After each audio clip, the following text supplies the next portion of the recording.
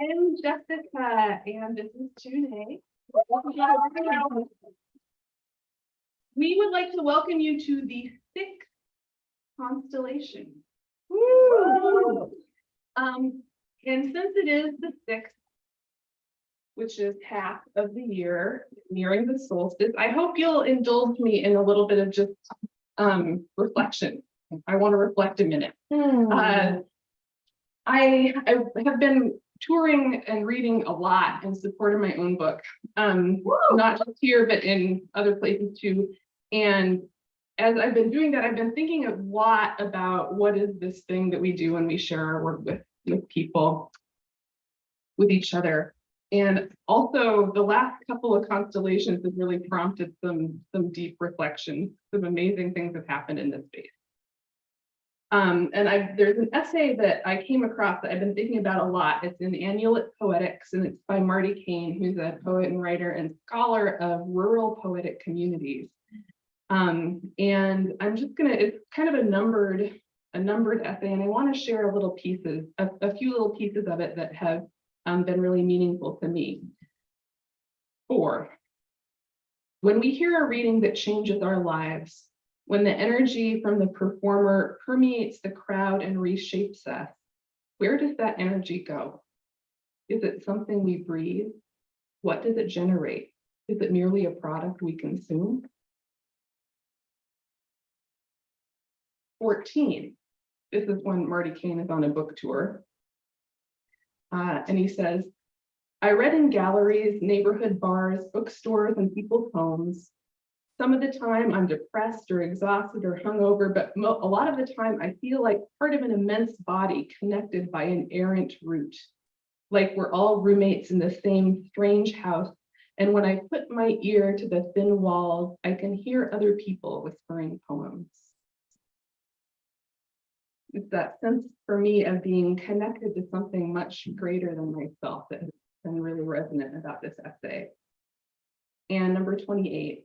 He says, I am not interested in the poetry community as a monolith created through complex networks of social capital. Rather, I'm interested in the idea that poetry itself is a community, a commingling of language and paper and discourse and actors.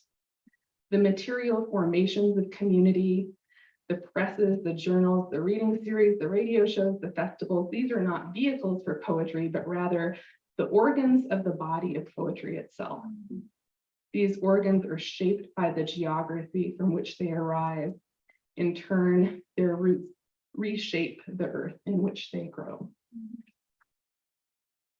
And obviously that's not specific to poetry, but I think it resonated with me after the experiences that we've had here. And speaking of geography and land, we're really happy to bring together these readers tonight, Vanessa, Micale, Emilly, Prado, and Shin, and we're happy to bring together all of you, this audience in this room, and those who are joining us via live stream. And as we gather in this space, it's really important for me as a settler to remember that we're gathered on the unceded traditional homelands of Multnomah, Cathlamet, Clackamas, Tumwater, and Watwalla Cascade bands of the Chinook, as well as the Tualatin, Kalapuya, and many other recognized and unrecognized Indigenous nations of the Columbia River. And I say this not as empty words, but as an invitation or reminder to learn more about the specific broken promises on which the city and state rest, and to find ways to concretely and materially support Indigenous sovereignty and the return of land. Okay. Speaking of Indigenous sovereignty, I have heard in text messages but not read a lot that Ikwa made it through between.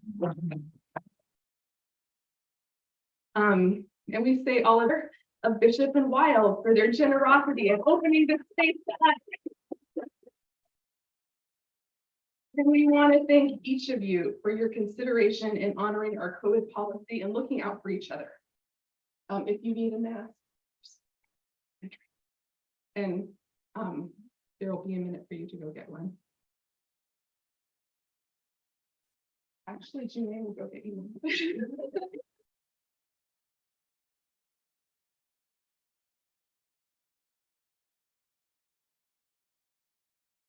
And you might be here because you know one of the readers, which is awesome, or because you know one of us, which is also awesome. But we hope that we have now some folks who are continuing to come back, and we invite all of you to do that. We've been gathering here on the third Thursday of each month. We're taking a break next month in July, but we'll be back in August. And then we're transitioning to the second Thursday in September. So there will be a lot of communication on the socials about that. And you can also, if you go to our website, which you can get to by Googling Constellation Reading Series, you can sign up for our email list, where I will email you exactly twice a month and no more. Without further ado, I'd like to welcome Janae to introduce Vanessa. So it's like,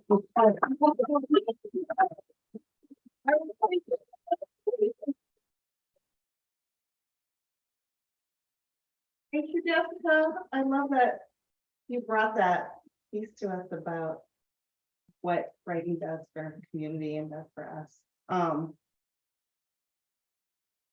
Can you guys hear me? You're gonna move it way up. I'm so happy to introduce one of the sweetest humans in Portland, Oregon.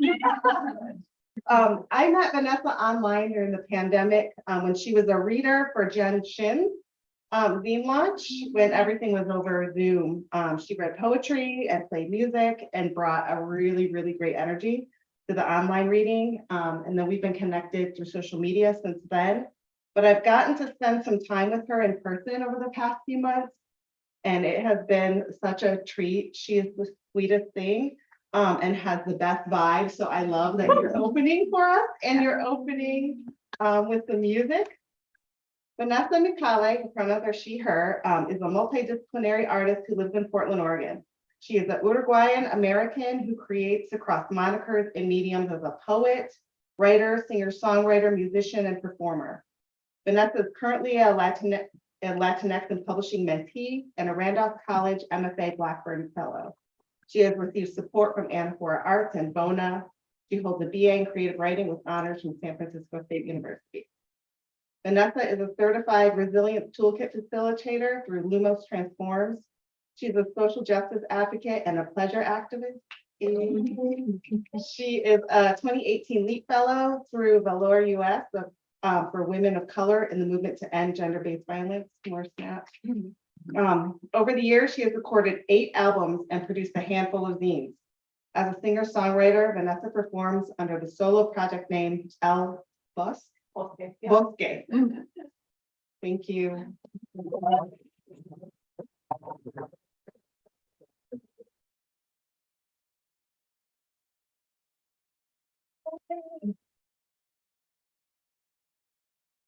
We'll transition. So I am going to, well, first, hello. It's really beautiful to be in this space with you all. I'm Vanessa Micale. I'm going to sing a couple songs and shift into some poems, and then depending on the timer, close out with a short fiction flash piece. I'm gonna try without the mic and see how that goes. And we'll see. So thank you for listening.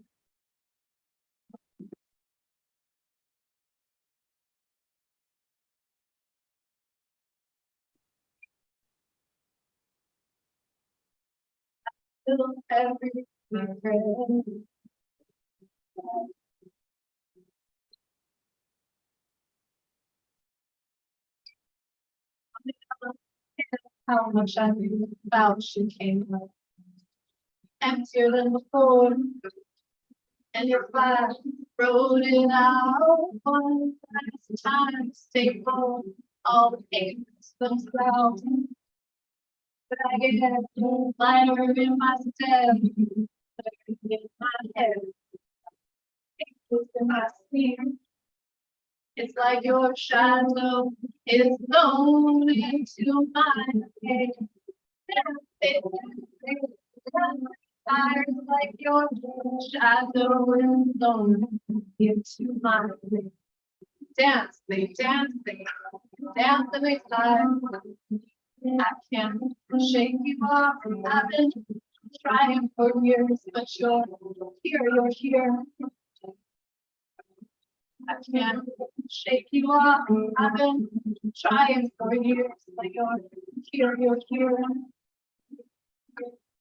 Es una caja de suave, es una sola, y ahora la ya, todo lo borra. Es una caja de suave, es una sola, y ahora la ya, todo lo borra. Tus palabras, no son mariposas, una espada de la boca. De tormenta, de delicia, ahora sí, por la vida. I feel that you're different.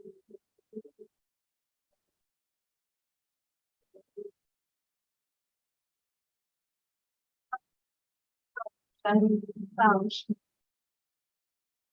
to like for. Thank you.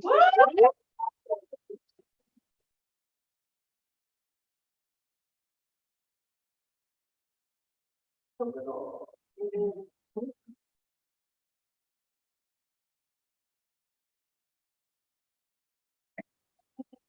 More song and then switch to poetry.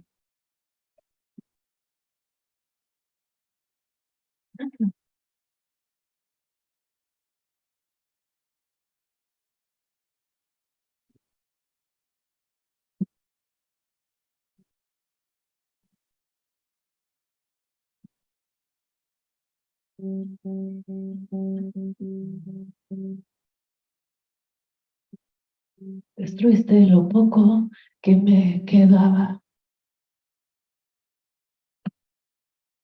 Destruiste lo poco que me quedaba.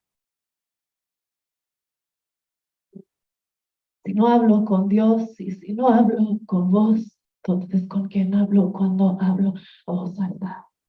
Si no hablo con Dios y si no hablo con vos, entonces ¿con quién grito cuando hablo a voz alta? Entonces ¿con quién grito cuando hablo a voz alta?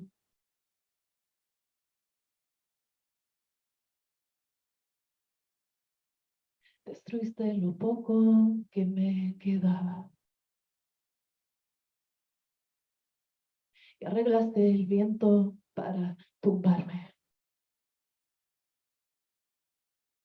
Me dijiste que iba a haber un túnel de luz. Esta noche se cortaron las luces. Me dijiste que iba a haber un túnel de luz. Esta noche se cortaron las luces. Yo me quedé boca abierta en la oscuridad. Yo me quedé boca abierta en la oscuridad. Yo me quedé y no he vuelto jamás. Boca abierta en la oscuridad, y lo vi, te juro que lo vi, una rosa bailando en el mar. Y lo vi, te juro que lo vi, que las espinas no pueden clavar las olas del mar. Y lo vi, te juro que lo vi, una lengua de sal, ola y mar, lengua de sal, ola y mar. Y lo vi, te juro que lo vi.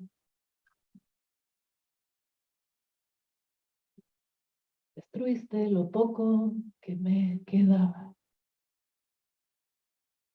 Yo me quedé boca abierta en la oscuridad. Yo me quedé boca abierta en la oscuridad. Yo me quedé y no he vuelto jamás. Boca abierta en la oscuridad. Thank you.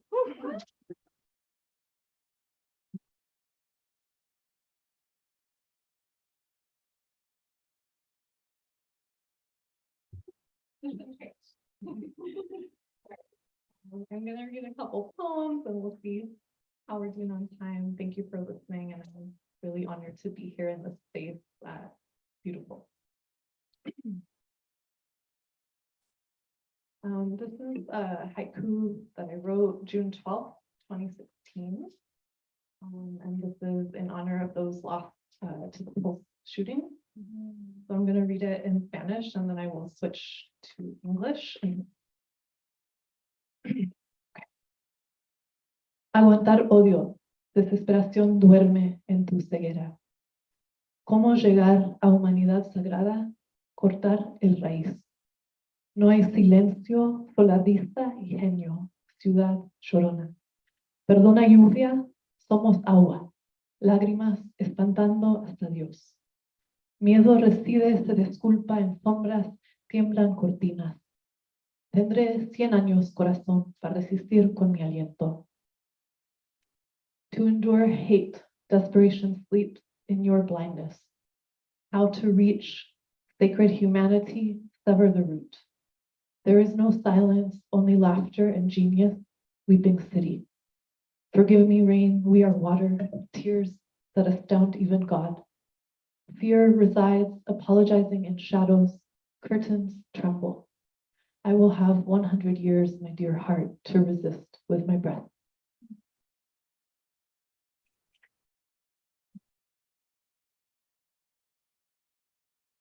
I brought my own stand and it's totally getting in my way. It's like, having an issue. That's what I get. This poem is called Fully Furnished, or There Isn't a Way to Take Back or Undo or Reinvigorate the Solitude of Moving Across Land and Sea. The horizon shifts, a new time for sunset, death, threats, and lost jobs that lead to new countries, bitter scramble to make a home, not even a name. Absence doesn't hitch at the luggage mouth, tight gold zippered. When suitcases had little more than handles, now smart wheels glide, anticipate your pivot, an exquisite tango, chest to chest. There isn't ever enough room to bring the essentials. There's a weight limit, there's nostalgia, and then there's the pants you need to wear to the job interviews. There's the gourd to drink mate.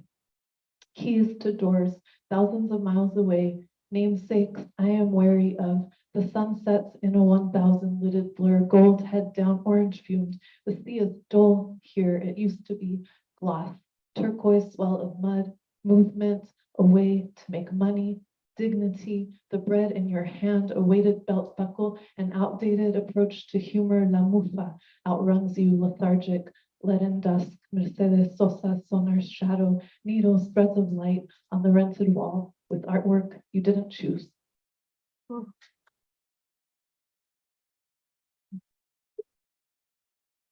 This poem is called Circo en Sudamérica.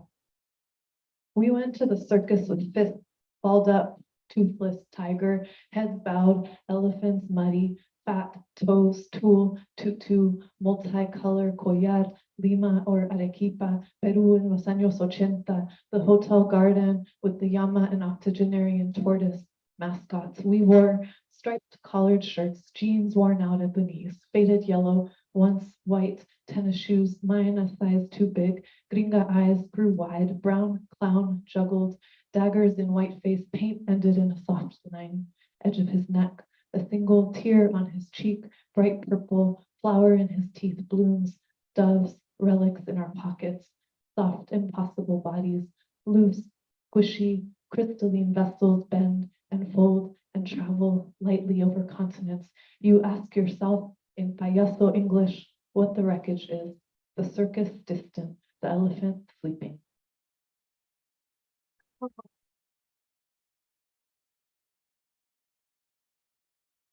This little timer that like runs my life over here, and I have 5 minutes. So thank you all for listening. I'm gonna read a short flash fiction piece called Linger that I've been working on. It was near nightfall, teasing and tenuous between pitch black and gray fog. The fog came in along the windy road on Highway 1, north of San Francisco. Robert gripped the wheel and turned up the music on the tape deck of his pickup truck. The windows were down, the wind slapped his ears as Lou Reed cupped his mouth over them with a lullaby about the kind of love you can't lose because it lingers regardless of what's on the physical plane. Robert's small backpack slid against the floor of the passenger seat. The road was smooth. It was hard to see the dangerous drop of the road edge as the light sunk. This thrilled Robert even as it made his head dizzy. Don't think about the water. Don't think about the cliff edge. He held the wheel tighter and took a deep breath. He saw the thick, salt, drooled tongue of waves in his mind. It was wild to physically curve over the asphalt at 40 miles per hour while his mind conjured up landscapes. And there she was again, Rosalie lingering. The thump and the yelp swelled up and broke the smoothness of the road. He pulled over the small gravelly turnout. He grabbed his flashlight from the glove box and shone it down a few yards past his truck. A dog whimpered on the side of the road. Oh fuck, oh fuck. He was still 45 minutes from the nearest town. He walked back to his truck and grabbed his jacket. He walked towards the dog in too much shock to move or run away from him. Robert threw the blanket over the dog as he spoke softly to him. I got you. It's okay, you're okay. As he lifted the dog, he could feel the heat of the animal body against his own. He hoped it wasn't the heat of blood. He placed the dog, all 50 pounds of him, on the passenger seat and took off up the long highway. He tore over the ribbons of road, the sheen of the median and reflective markers, and finally the oncoming traffic, headlights, and rush of the 101. He looked over at the dog and placed his hands on him to make sure his body felt warm. When Robert pulled into the vet parking lot, the dog's eyes were closed, breath shallow. Robert waited in the truck until the staff came out with an update.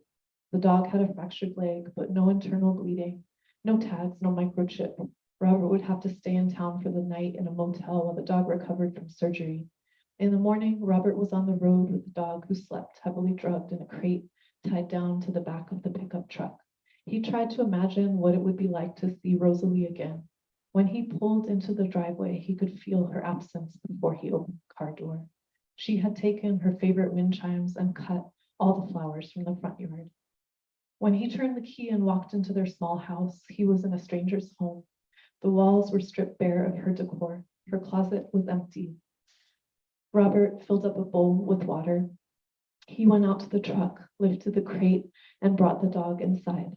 The dog's black fur was shaved around the surgery site. His caramel eyes scanned the room and returned to Robert, who kneeled, palms open with pain meds hidden in bacon-flavored pill pockets.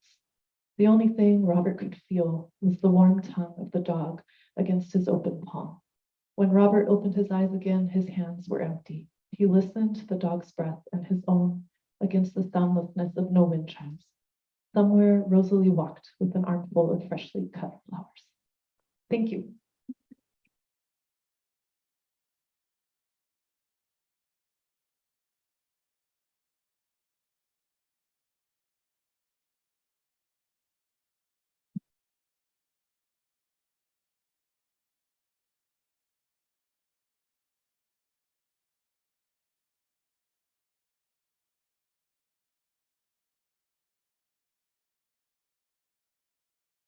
Oh, thank you. Thank you, Vanessa.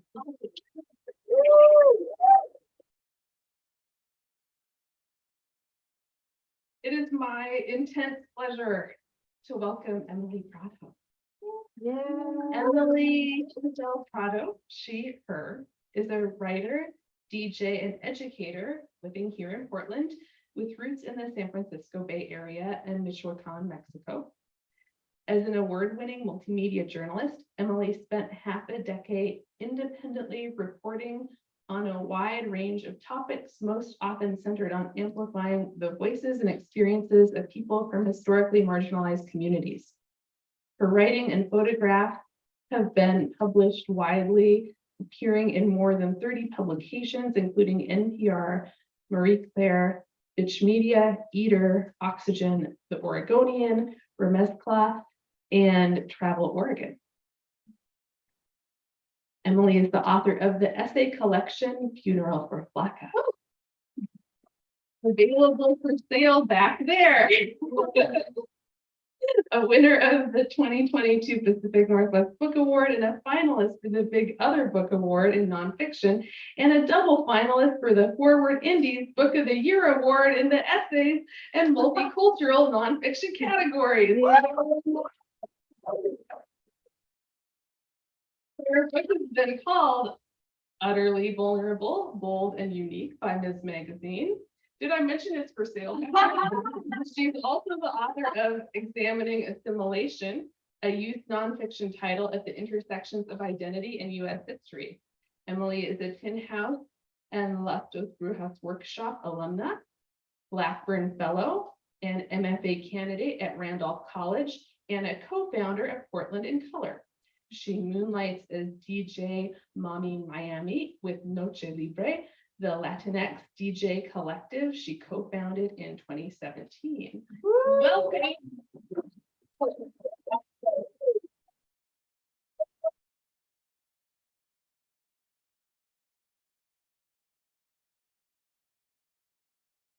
Oh, thank you so much. So I'm gonna get situated here as well. My, can y'all hear me? Okay, cool.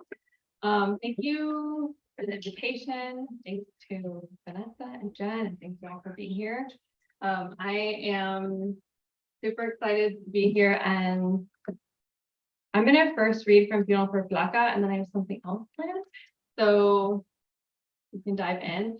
Prado for Flaca is an essay collection about my experience coming of age in the Bay Area and also here in Portland as an adult, as a brown person in white spaces. And I'm going to read from an essay called Supernova Girl. It's pretty short, just saves time for the next piece. And all you really need to know is that the essay collection progresses as I get older, the narrative voice changes with my age at each prospective stage. And each essay is also the title of a song, hence Supernova Girl, which if you don't know, you might know a little bit about it in a second. Supernova Girl. The cerulean glow of a square television set illuminates my bedroom as it hangs above the dresser. It's Friday night. I'm 10 years old. I live for Disney Channel original movies and Xenon the sequel is debuting. While the opening credits roll, I walk into the kitchen past my mom and Hector to grab the wrinkled white paper bag. Courage the Cowardly Dog is on, and my mom uses 2/3 of the kitchen table to fold our laundry. Erica is out at a football game again and won't be home until late. I wonder if her friend Anne has found the Band-Aid I stuck into her poofy brown hair yet. The one I put on right before we dropped them off at the Sarah High School football game. I placed the Wendy's bag on top of a TV tray positioned right in the middle of the room. The milky rubber chair I picked out from the Target dorm room collection to make me feel older fits perfectly behind it. I closed my Spice Girl sticker-laden bedroom door for privacy and to block out the sound of cartoons from my baby brother. As I unload the bag, I carefully fold the sack for recycling. The soda cup holding my Dr. Pepper is covered in tiny beads of water. I wipe them away with a napkin. I peel the wax wrapper to reveal a melty, square junior bacon cheeseburger. Its sesame bun is generously seeded and crisp to perfection. I release the salty fries from their packaging onto the wrapper, and next to it, deposit 2 mounds of cherry red ketchup. Finally, the movie begins.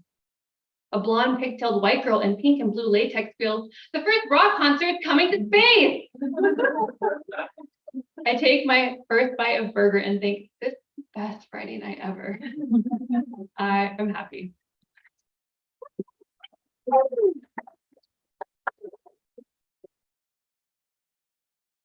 So that's a little slice of like happiness in a book that otherwise has a lot of drama in it. Rising a brown person in white places. But I wanted to read that as just a little snippet of what that book is about. And what I'm going to read today, I'm super nervous about, is the manuscript in progress that I have not read for anyone before.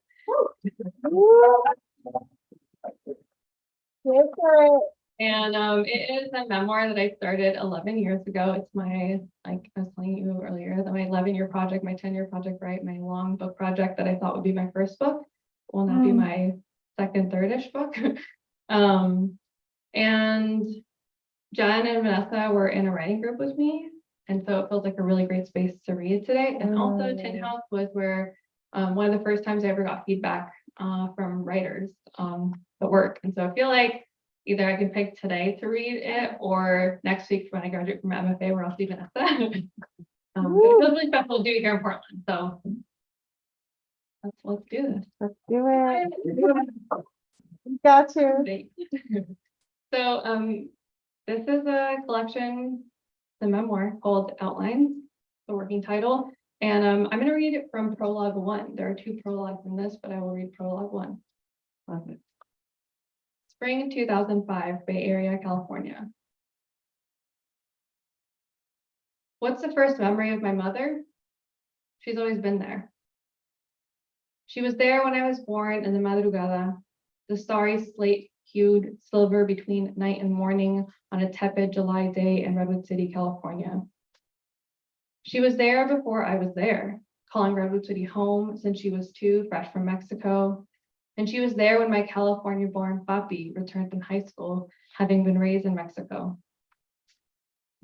My mommy was there when our family of 4, mommy, papi, my oldest sister Erica, and I moved to a beige apartment complex in Belmont from our beloved Browner Redwood City duplex.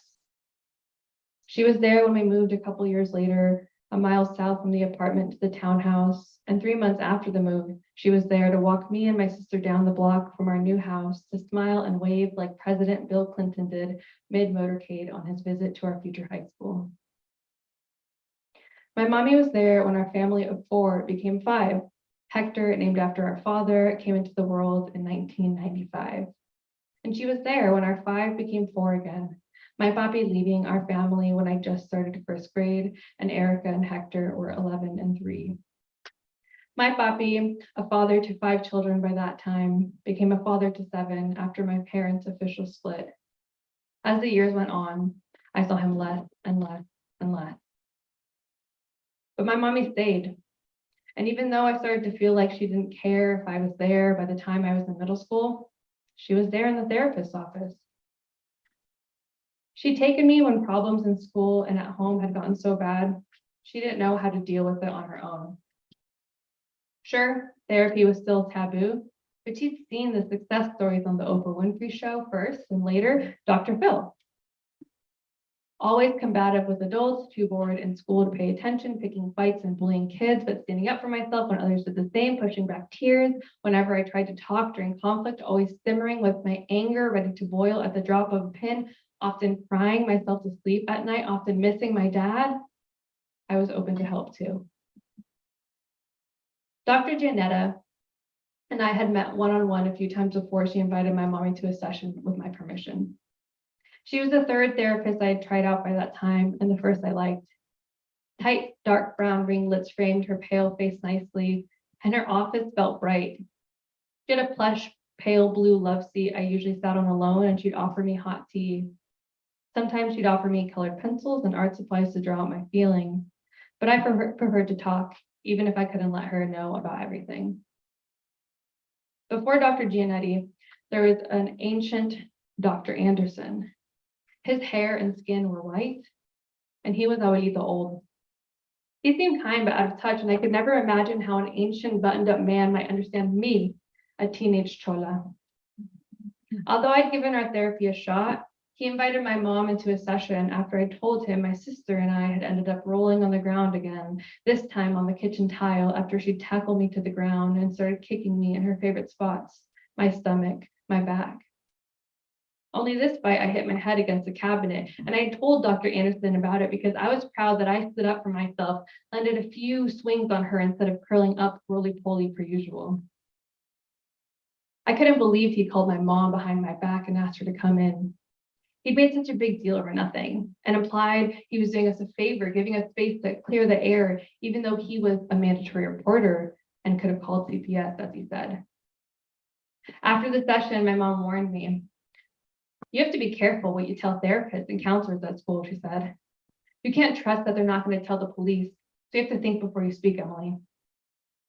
She wasn't angry with me, but she was stern, and behind the sternness, there was fear. It reminded me of the time my little brother's preschool teacher had questioned him after he'd shown up at school with a Zorro Z burned onto his calf. He'd been hopping around my mother's bedroom when he ran by the ironing board and got his leg tangled up in the cord, bringing the blistering iron down on his calf. I'd seen that happen. I didn't want my mom to be mistaken for a criminal again. I told my mom I didn't want to see Dr. Snitch after that again. But I liked Dr. Gianetta. She was always great at asking permission, great at making me feel listened to. I got the sense she truly cared about my opinion. And when she was silent, she'd coax me along just enough to eke out honesty that I wanted to let out, but that often felt easier to keep quiet. Soon after we started seeing each other, Dr. Giannetti wanted to know if she could ask me a series of questions. After checking in with me first, she invited my mom to sit in on our next session. My mommy had tried to ask me what it was going to be about, but I only knew we were going to be talking about me and some of the struggles I was going through. It sounded nice to have Dr. Giannetti helping me talk about my feelings because my mom and I didn't talk much about those. I knew my mommy wanted to be strong and she wanted me to be strong, but often I didn't know how. Mommy was settled up next to me beside the couch. "Thank you for coming," Dr. Gianetta said, turning her eyes from my mother, then to me. A small smile stretched across my face while I kept my gaze to the ground. I preferred to avoid eye contact because it always overwhelmed me and made me feel naked. "Of course," my mom replied. The way she was sitting reminded me of royalty. Proper posture, one leg crossed behind her ankle, French tip hands cupped on her lap. Her curling iron waves with shades of our favorite Starbucks flavors, caramel, almond, toffee, macchiato. Her face remained the way it always was, stoic. She exuded poise as if it was her natural state. Dr. Giannetti talked. The violet and lilac watercolor blooms in a painting behind her desk caught my attention, then the gradient of grays and the tweed carpet. I kept one ear open, but preferred to study the room instead of my mother's body or face. I didn't want to soak up any discomfort she might be feeling. Instead, I realized why Dr. Giannetti had such a big couch in her office. She had mentioned she was a family therapist when she introduced herself to me, and I knew she helped kids, couples, and whole families, but I never pictured what it might look like to be in her office with more than one patient. But boom, there we were. I wondered if the weeks to come would make the other side of the couch feel empty rather than spacious. "Emily is exhibiting signs of depression," I heard Dr. Giannetti say. "Last week, we went through a screening and her score indicates that she may likely be experiencing a major depressive episode." What was the screening? It was a series of standard questions that practitioners use to gauge a patient's mental health state. Unlike typical sadness or grief, depression impacts people's ability to function at home, work, school, and relationships. Her dad and I split up, and I know that it's been really hard for her. Our oldest daughter too, her sister, but our youngest, it's like he wasn't affected at all, probably because his dad was never there, so he didn't get exposed enough to him to have someone to miss. Yes, there are many reasons someone might develop depression, and as you mentioned, adverse experiences such as divorce can impact children to different degrees. "They were never married," I interjected. "Separation in that case," Dr. Giannetti clarified. "Thank you." She returned her gaze to my mother. "Do you have any thoughts or feelings you'd like to share, Ms. Tovar? Or perhaps you have questions you'd like to ask?" My mom shuffled, switching the direction of her crossed ankles. I could feel the burn of her eyes. "Is there anything we can do, or is this something she will deal with forever?" Living with depression is more about management. Some people experience a depressive episode or incident only once, but what is more typical is that people with depression will experience episodes over their lifetime. But therapy and medication can be effective forms of treatment. That's why I asked you to join us for today's session with Emily's consent, to share the diagnosis and to consider medication to aid in treatment. Since she is a minor, the decision is up to the family, but I'm here to discuss any other questions or concerns you may have. Silence enveloped the room. Although I knew Dr. Giannetti would be discussing our last session, I hadn't realized she would recommend medicine. We hadn't talked about medicine together, and I didn't know there were pills that could be used to help you feel happier. My mother hadn't anticipated this either. She looked to me, blinked. My cheeks felt flushed from the attention. I waited for my mother to respond. "Well, Thank you, my mother stumbled, shifting as she moved onto the couch. For everything you do for our daughter. She says she enjoys talking to you, and I know that you've been a big help for her. It's my pleasure, Dr. Giannetti said, turning her gaze onto mine. I really enjoyed getting to know you, Emily. There was another pause, and then, is there anything that you'd like to add? For a moment, I wanted to ask why the medication was a suggestion. If this would help me, why wouldn't I take it? It made me wonder if I should be afraid. I also wanted to know if there are questions I or we should be asking. But my mommy looked like she'd reached her limit. She was looking at my forehead instead of my eyes, and I could tell she probably wasn't listening anymore, already lost in her thoughts. I didn't want to upset my mom more or make her cry. So I just shook my head no. On the drive home from the doctor's office, the radio was on, and my mom hadn't said anything yet. So I turned to her. So what do you think? She seemed nice, she said, eyes on the road, one hand running through her hair. It was hard to hear you're so upset and so affected by your dad. I know it's not easy. Yeah, I paused. I considered explaining that there was more to what I was feeling than just my dad, but I stayed silent. It was easier to go with the flow, easier to let a half-truth suffice. What do you think about the medicine, though? Do you think I should try it? It's up to you, my mom said, but you should be careful. I mean, do you really want to be dependent on medication for the rest of your life? Look at Lexi's mom. She's on meds and she's been taking them for years and she's still depressed. I don't think they actually do anything. I got the sense that I wasn't supposed to want to be on medicine, that I wasn't supposed to want to be like Lexi's mom. Sure, it was up to me, but I didn't want it to be. I wanted her help, her reassurance. I wanted to know she'd be there for me no matter what I chose. I looked outside the window and watched the blur of oak trees, street lights, clean sidewalks, lush lawns, and sports cars. It always felt like a gut punch, the swing from my mother's kindness to judgment. I never knew when or why my mom might call Lexi's mom nice one day, then complain about my clothing reeking of her cigarette smoke post sleepover parties the next day. Why shouldn't I want to be like Lexi's mom? I mean, yeah, cigarettes were gross, but Lexi's mom lived in a condo with a nice view of a little lake. She made the best homemade fudge, cracked Lexi and I up with goofy voices she used to pretend she was animals. And she taught me how much tastier an everything bagel could be when topped with a couple slices of crisp, oily bacon. And later, whipped strawberry cream cheese on a cinnamon raisin. If she was depressed, I didn't know it. Maybe that meant the medication was working. Either way, I didn't think I was supposed to wonder. If I don't do the medicine, what can I do instead? You can be strong, my mom said. I know you can do it if you just try harder. Maybe she was right. There were so many people that had it much worse, as she and my family members would remind me. Some people's dads were dead. Mine was still alive. And I was only 13. Was I ready to be making medical decisions for the rest of my life? Maybe Dr. Giannetti was probably underestimating my ability to overcome this, just like my teachers and every other adult. Maybe I should try harder to be strong, just like my mommy was. A few months later, just before starting high school, I stopped seeing Dr. Giannetti.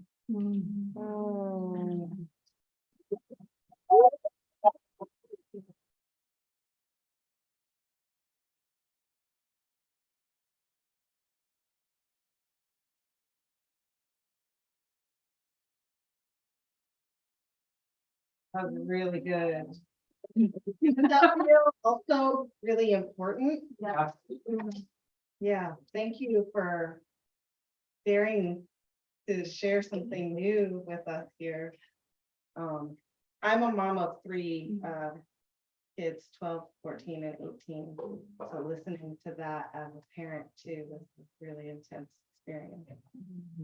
So good. Stop.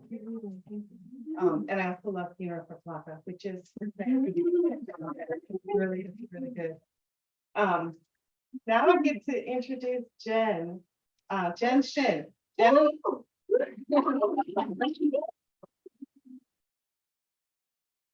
Jen and I were connected probably like 4 or 5 years ago through a really problematic white woman who probably was like, you're an Asian person. I know this other Asian person. You guys should meet. But then we actually did meet. We were talking. I was like, oh my God, I love this person. But they were right. Should be right. But we, yeah, we went for coffee and just immediately hit it off. And over the years, I've gotten to know Jen more and more, and I learned so much from watching you. The way you've wrestled with what work means, what self-care means, and like deep, deep ways around that, like not like, oh, I'm gonna take a bubble bath and like how you can change the structure of your life in a culture of white supremacy. I've watched you grapple with the nonprofit industrial complex, how to grow your own activism in a really authentic way, how you find balance and joy in community. And I've watched you dive into your writing. When we first met, you were like, I'm a writer, and now you're just like in it, and I love it. And I love you, and I'm so glad that you're here reading for us tonight. Jen Shin, she, her, is a Korean American writer and mental health advocate with more than a decade in recovery from alcoholism and bulimia. She is currently at work on Disappearing Acts, which is such a great title, a coming of age addiction memoir, which examines how we return to our true selves after reality and illusion become one. She is a 2023 Paraplex Fellow and has been awarded fellowships and residencies from Anaphora Arts and Stoveworks. In 2021, she published Have You Received Previous Psychotherapy or Counseling through Zines and Things? Is that here? It's here for sale. That's so good also. And her essays can be found, or where her essays can be found are forthcoming. I'm messing this up.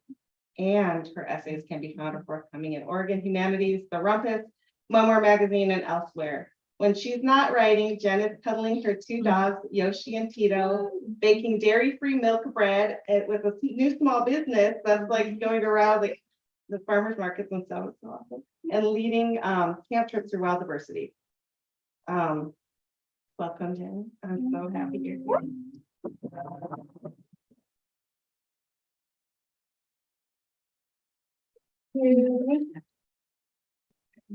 Does that sound good? Yeah. Right. Hello, everyone. Thank you, June and Jessica, for this wonderful event. This is so nice. It's so nice to see you all here. I'm feeling really grateful for this space and to just see all of your faces.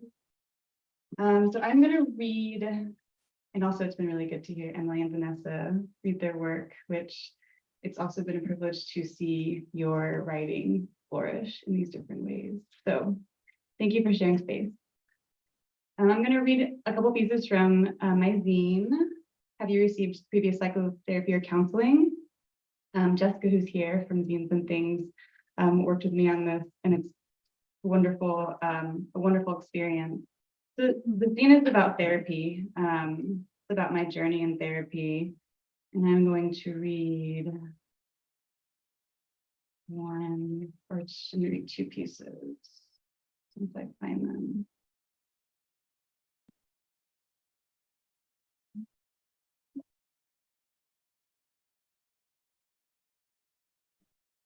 This first one is called Inner Child. What is little Jen feeling? My therapist asked me as I hold 2 buzzers in each hand, creating rhythmic dance from left to right. I'm holding my breath without knowing it, waiting for the thing to come as if it'll magically appear on its own. What is she feeling? What am I feeling? What was I feeling? I transport myself to that moment, another fight with my mother where her words slice through, where the Korean sounds of "what is this?" and "try harder" imprint themselves into my head. The feelings take shape, and I see my younger self, a blue orbs of tears, fear, and rejection. What can you do for little Jen? My therapist asks. I wrap her in a hug, the kind that feels like a warm blanket cocooning the body. I tell her it will all be okay, stroking her head past the baby hairs that stand from her temples. I pour things into her that I never received from my mother, funneling a steady stream of compassion, acceptance, and love. It gleams as the sunlight breaks through the clouds above us, a sea of shimmering, limitless violets. And this is the image that went along with it, which my partner Matt took. Yeah, I just co-opted it. And then I want to read one more.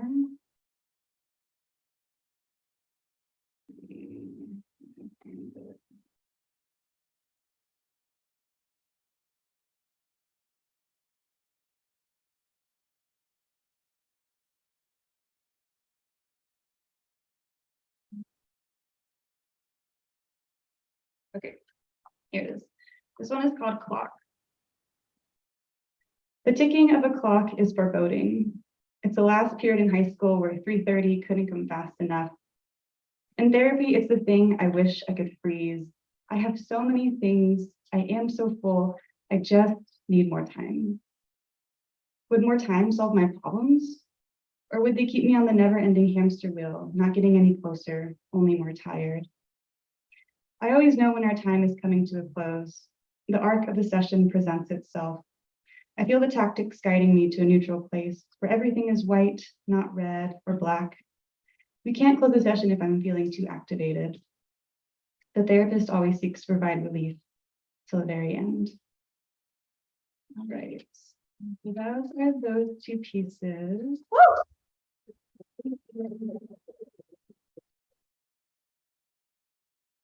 And I'm going to read from my memoir that I'm working on. I started working on this. Really, all of my pieces have been about recovery. They've been about, what it has been like to be a sober person in a world that doesn't accept sobriety as the default, but also what it means to be in a body and love my body, through an eating disorder and after it. And so this book is really dedicated to this, but more about what I've learned in the process of recovering and the constant, the never-ending journey of healing. And so it's a memoir that I will work on for my entire life. It will change well after it is done.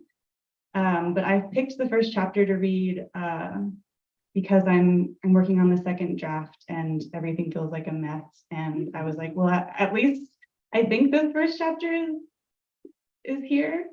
So I'll read it to you. It's called Magic Tricks. When we arrived at the airport, the sun stung overhead, her rays beating on the asphalt.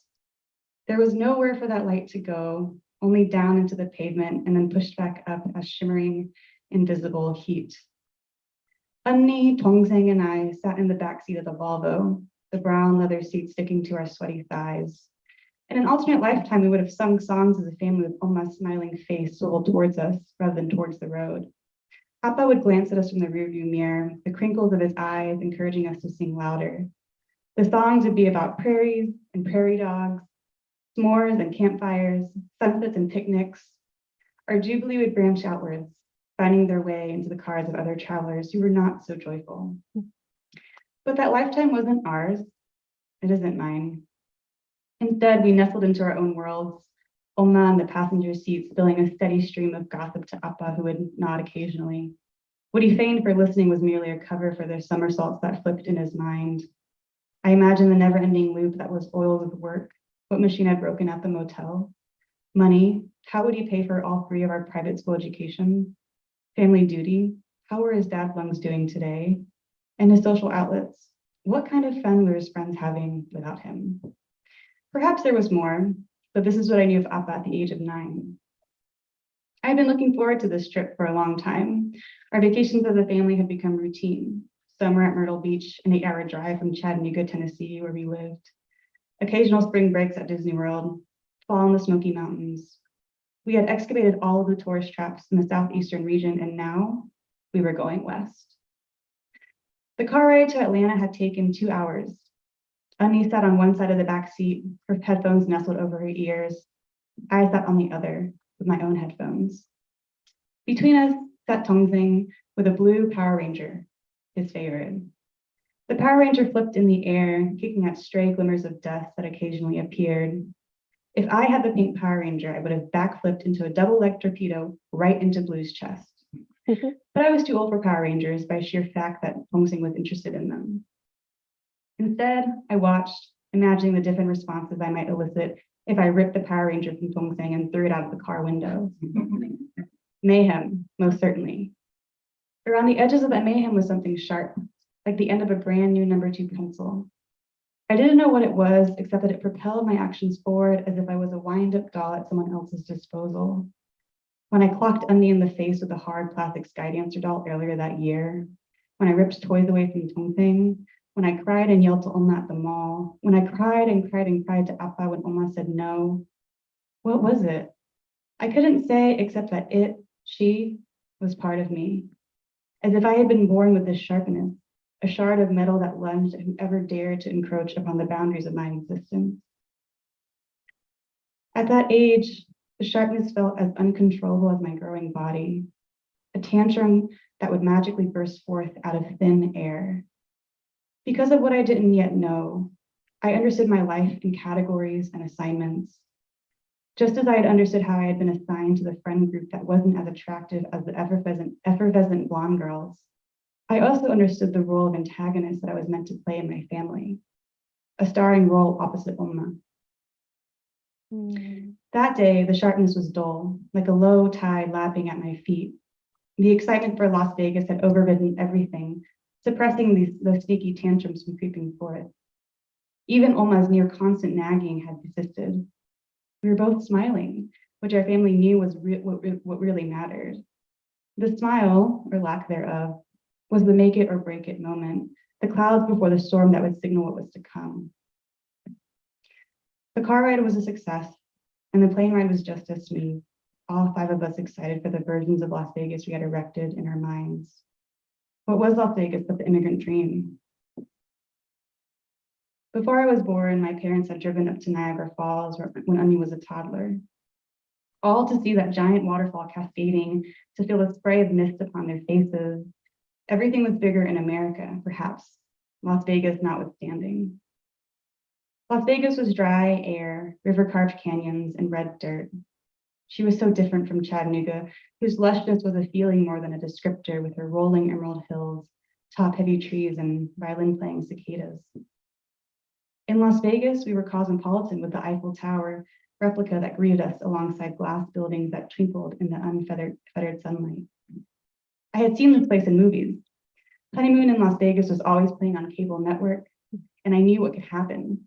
Brides, jackpots, love, escape.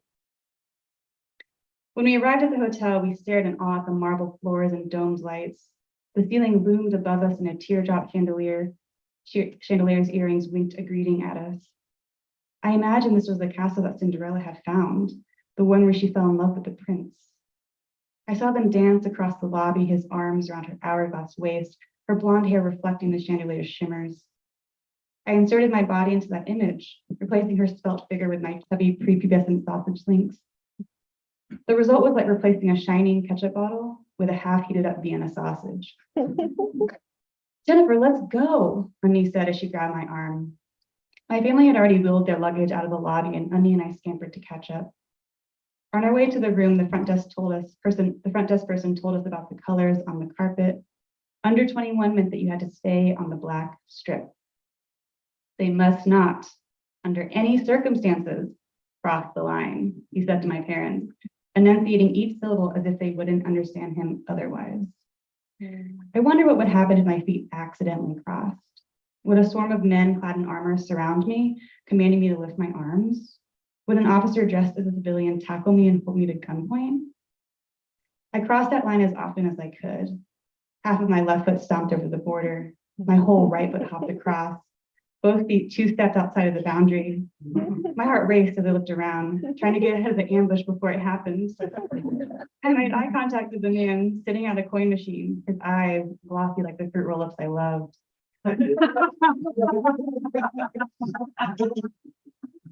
I wish I could give him a fruit roll up. Or a carrot. Besides the hungry man, no one looked my way or came near me. A sigh of relief rushed through the blood that pounded in my ears. I caught up to my family and trailed behind Tongsing. At 6, his hair was crunchy gel and comb lines, a perfect order that Oma had created. He was still at the age where Oma dressed him and wiped crusties out of his eyes, pliant like the golden son he was. The days when Oma pulled my hair into a tight ponytail and gelled my baby hairs into place seemed so long ago. An eternity, perhaps.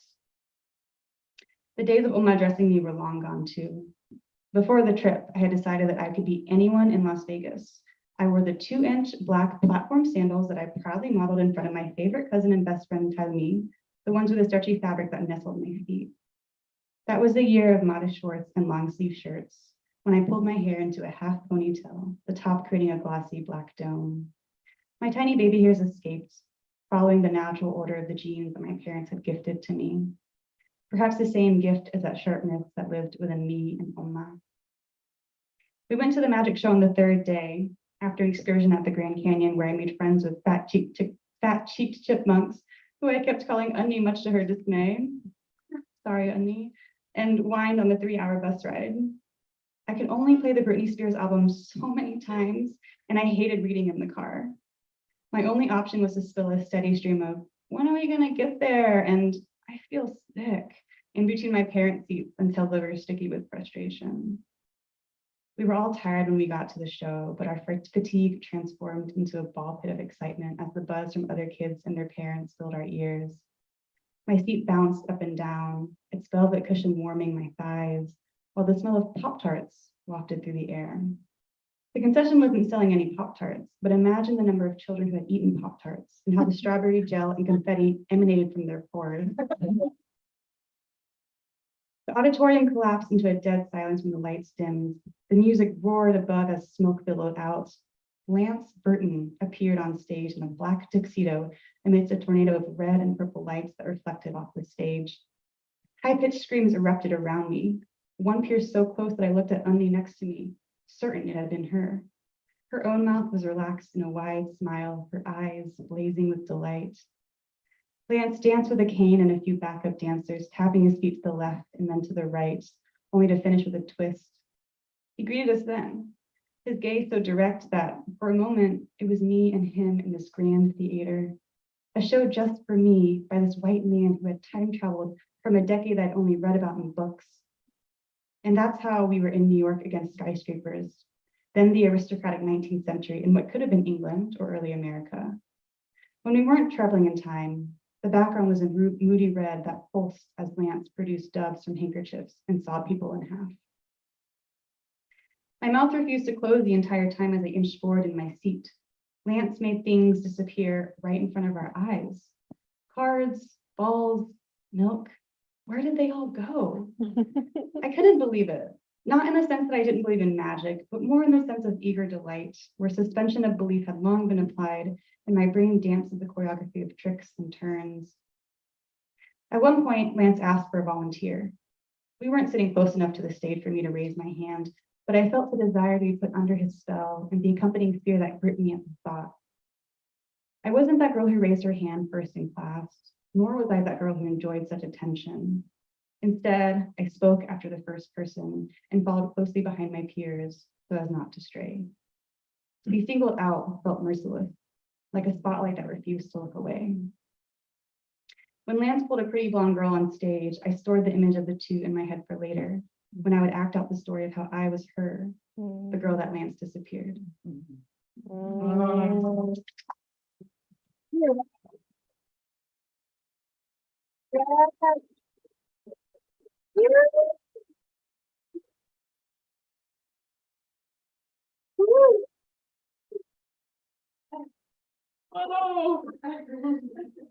Let's hear it again for Vanessa, Emily, and Shin.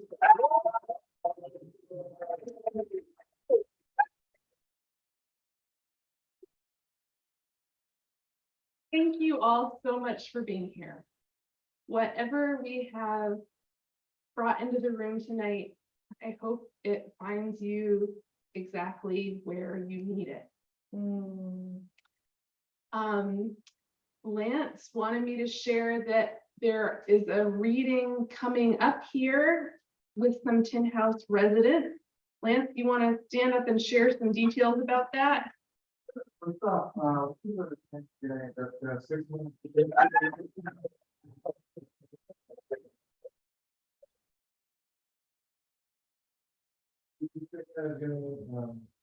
Partner reading is almost every other week, and so we have residents that live just right next door that come and do readings. They happen to be in the front row. Jane and Chloe, you want to raise them?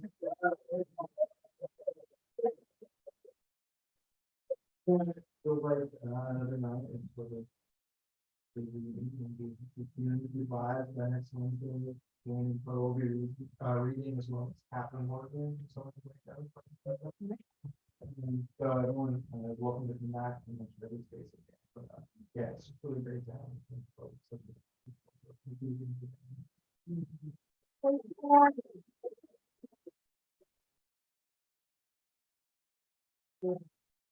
I'll be signing in the back. Yeah, and Jen, are there zines in the back too? Okay, so Emily will be signing books in the back. And I was for the front, so I can see how beautiful the zines are, and maybe not all of you could, so you may want to check out some zines, which are also in the back. Definitely shop for books. Thank you, Dr.